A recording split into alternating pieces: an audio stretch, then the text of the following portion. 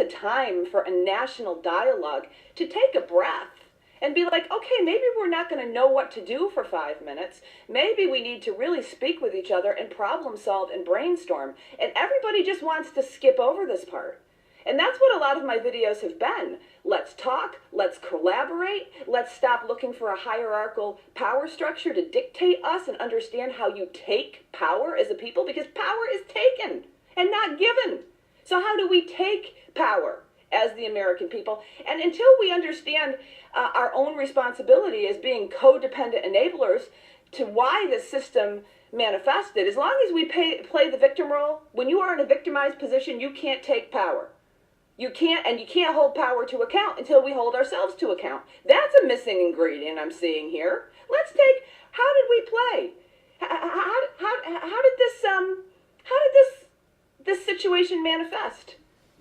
It's manifested, it became corrupted over decades. It became corrupted over centuries.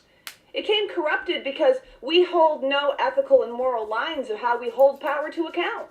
What have we operated on forever, guys? Forever. It's always compromise. We got to compromise. Well, compromise is one thing. When people say I'm puritanical, I'm not. But it's gotten so corrupted, compromise doesn't mean compromise anymore. Compromise means wholesale sellout. And so we don't have any lines what we hold politicians to account for, none. And so every time they cross a line that should be too dear to cross, every time that they betray us, we rationalize that we have to stay with them because we fear something worse. And we manifested this nightmare into existence until we as a people can get some kind of ethic and integrity and understanding of how you hold political structures to powers, which does not include celebrity worship of politicians. I'll tell you that much. We're going to be lost. So, and then questions like, how does the establishment political parties always co-opt movements to direct us right back to the feet of their oppression?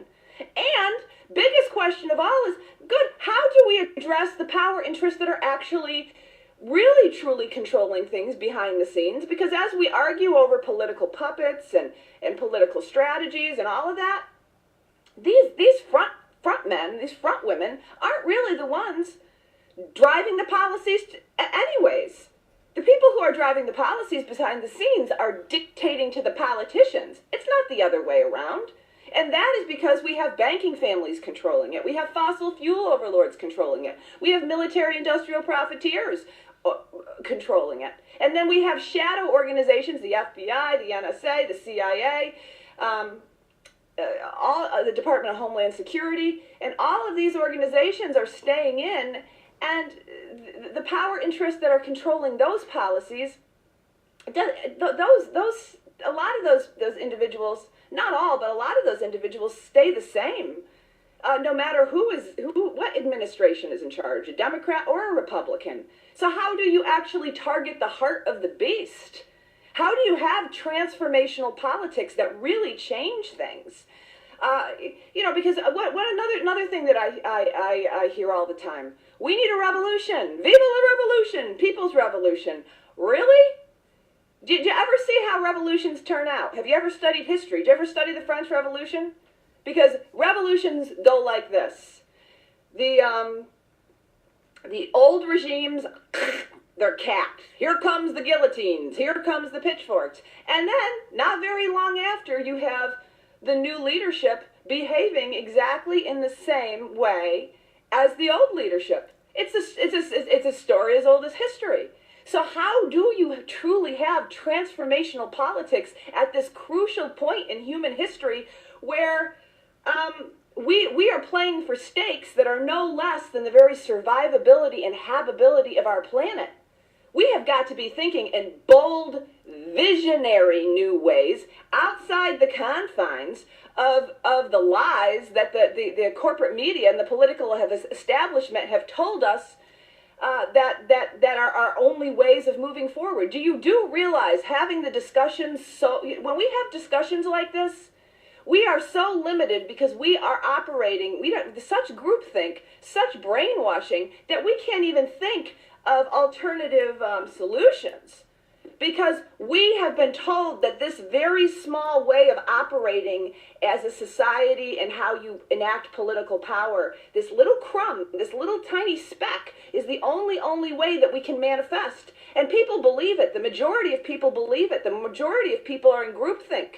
And so when you see my videos, people talk about having a plan. Good Lord, my work is to show people that to free their minds so that they can have an awakening, a collective awakening of our minds, so that we understand that we can move forward to change political structures in entirely different premises. Move outside of capitalism, move outside of a hierarchical position, and understand how community and collaboration will be the way we take power.